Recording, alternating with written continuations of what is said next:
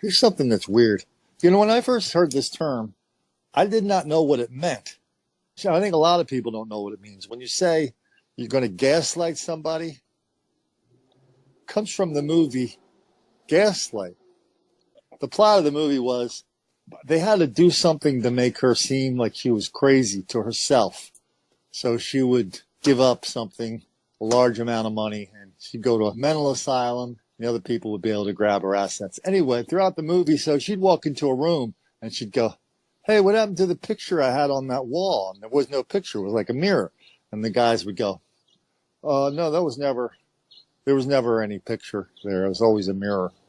And it just one after another. And so she was finally going crazy. So somebody figured out like what was happening. So that's gaslighting. There's one, you tell a lie so enormous and you just keep backing it up with such confidence, is that you're really trying to drive somebody crazy. So this week we saw one of the biggest gaslight jobs I've seen in this country for a long time. And that's when, Democrats were on all the Sunday talk shows a few days ago, and they're all talking from their podiums, including the White House, where, what's her name, Susaki?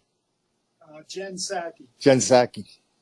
Where Jen Psaki reminded us that if you don't like, I think it was Peter Doocy of Fox, he was telling her about, how do you explain all this defunding the police that's going on all over the country? What's the president think of that?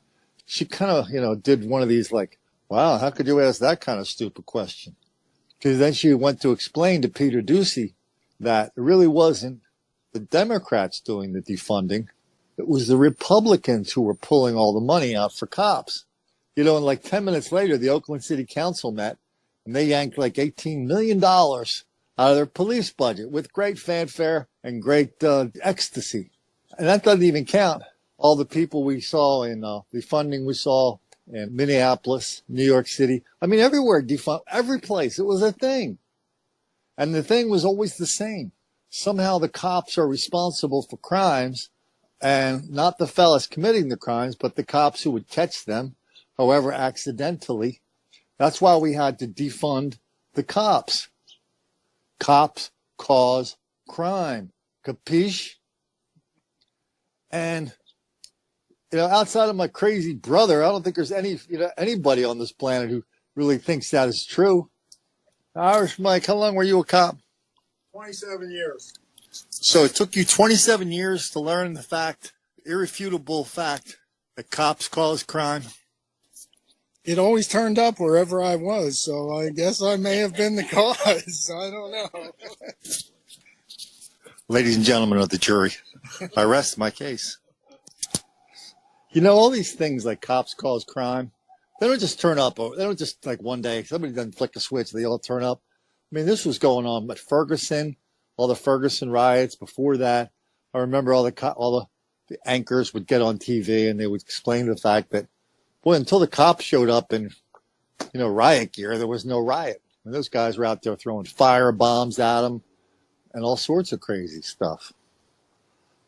That's gaslighting. That is, if anybody saw, that's gaslighting. New York City, lots and lots of defunding of the cops. I mean, what is it, Portland and Seattle? I mean, the consequences of defunding the cops are, of course, cops leave the department. Nobody wants to deal with that, how intense and how frequent this whole cop leaving the department thing is.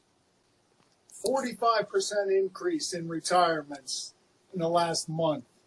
500% increase in murders in Portland. So 45% in retirement, 500% in murders in Portland.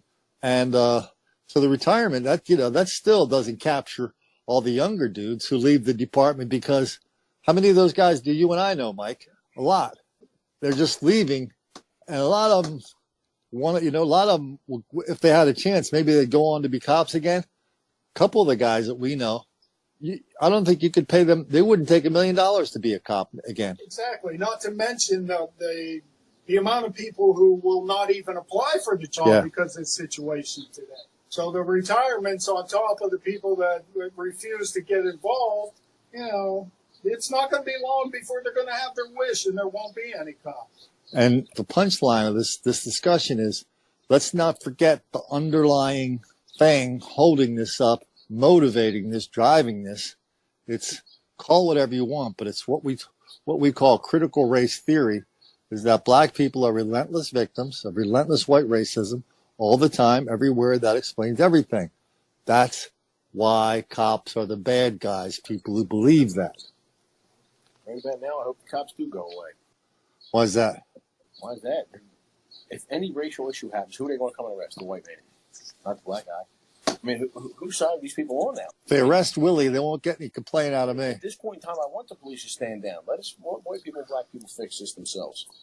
As far as I'm concerned, anything like that happens, the cops are going to show up and they're going to arrest the white people. You know it, I know it.